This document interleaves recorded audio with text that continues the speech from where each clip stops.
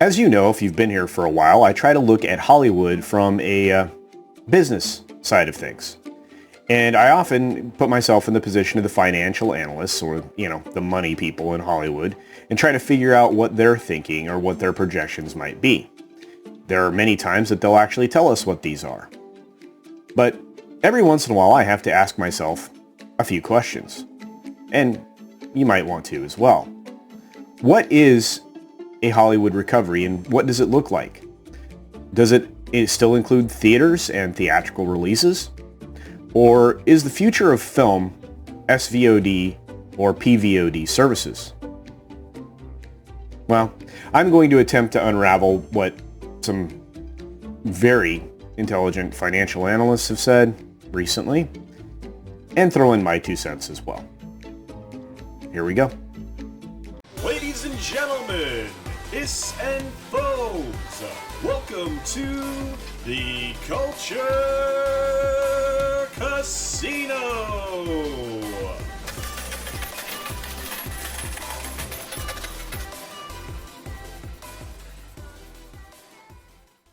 As I said, I always look at the business side of Hollywood with a wide and long-range view. It gives me a perspective that I hope will make me different from those insiders that have very myopic takes that even appear here on YouTube. On the rare occasion, I find someone or a group of someones in the Hollywood trade that share the same view that I do, and it's usually the financial folks. The 2 biggest voices in Hollywood finances, or financial analysis, spoke out this week, and the story actually flew completely under the radar. Michael Nathanson and Peter Chernin were speaking to key figures in the entertainment industry on Wednesday. They painted a picture of doom and gloom for theater owners, and that was for a very long period of time, up to 1.5 to 2 years. I agree with their assessment for the most part, because as we've already seen a shift in entertainment consumption across the globe, and it's not just because of the global pandemic. The rate of people changing from terrestrial to digital has done nothing but accelerate the expansion of streaming by every major media company around the globe. And it has actually created a dearth of theatrical content. That hole needs to be filled in, and who better to do it but Hollywood. Both Universal and Disney have relied heavily on theatrical releases as they tend to drive all of the outside retail sales that actually are incredibly profitable for these companies and their licensees. No one in the world capitalizes on a theatrical release like Disney, and when it comes to consumer goods sales, they lead the pack. Yet both Disney and Universal have elected to let the key demographic earnings of films go to the PVOD market. Universal's Trolls World Tour hit the PVOD market, and it went like gangbusters from the day it released. The numbers pushed earnings higher as the film didn't have to take the 40 to 50% cut off the top for the box office that the theater owners collect. Reportedly, to date, the film has earned over $100 million in digital sales and a box office release of about $14 million. With the estimated budget of about $90 million and the limitations of advertising of the time, the film may have profited at this point up to about $20 million. Now, there's no way to confirm that, and that's the problem with PVOD or SVOD, because I have no faith in what these media companies are going to tell you about their earnings, which is bad news for investors. The merchandise, though, for the film Trolls really didn't move all that well.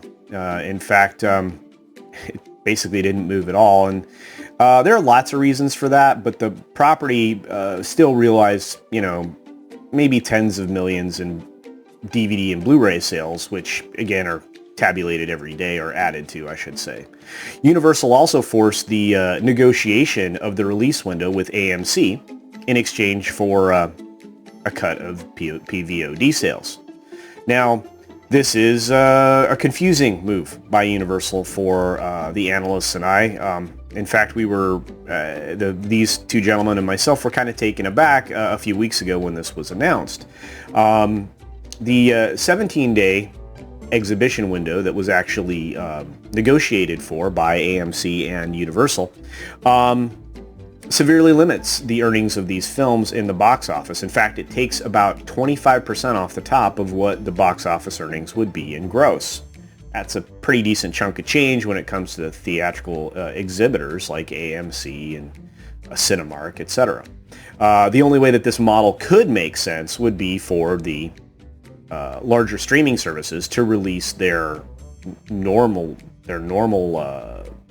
movies that they create, like Netflix and things like that, in the theaters prior to actually having them hit the streaming service. So think about The Irishman coming to theaters, or The Extraction being in theaters first. And the only equitable balance that could be reached, in my opinion, and other analysts, is that they would negotiate back to a 30-day release window, and that would give the theaters back up to about 90% of the box office gross, which would increase their take and give them back the 25, well, I guess technically it'd be like 15 more percent, which they're going to desperately need. It's still a cut, because normally there'd be a 90-day theatrical release and then it would go to digital, but things have been slipping and sliding back and forth for a while. I don't see the 90-day window ever coming back. 30 days, I think that's a good split for both the theaters and the film distributors. The biggest problem for the theaters, though, is the reduction in the concession sales, because that's where their real money is made. So this is really true for larger titles, Star Wars films, and the like, big ticket Marvel films, etc., etc. That's where their concession sales go right through the roof. They make a huge cut of profits on those, and that's, basically what keeps the doors open. So for larger titles like those, limiting the exclusive run window will ultimately hurt sales of the theater owner's primary profit center. It's also going to hurt the studios, but again, they're looking at a different form of profit, I guess. And then, of course, let's talk about Disney. In the aggregate, Disney made up 61% of the box office in 2019. That's huge. It was a banner year for them, of course, and we were anticipating a drop-off, but in a wide view, stepping back a ways, they pretty much make up about 41% of all theatrical releases. That's a lot, and that's been going on for a few years now. This is a huge chunk, actually, of the theatrical market, and they actually wield an enormous amount of power, especially when it comes to negotiation. They also profit most handsomely, in fact, more so than any other company, from their merchandise sales, as I mentioned before. If Disney elects to leverage their titles, like Universal has done, it could ultimately hurt their bottom line. I'm certain that they're looking at the cost-benefit analysis of what Universal did and probably coming to that same conclusion, but maybe not. The Mulan experience for Disney is twofold. One, it allows them to hide the actual earnings of the film that was starting to actually see a slide in its release projections and earnings projections, even prior to its, I think, original March release. And two, it gives them a solid insight into how merchandise sales would lag when the event of a theater trip is eliminated from the equation.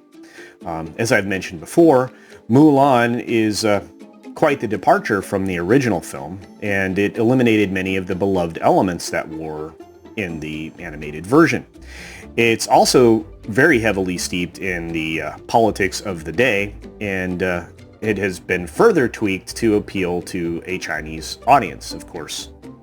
We know how well that usually goes over, because they're not looking for those tweaks.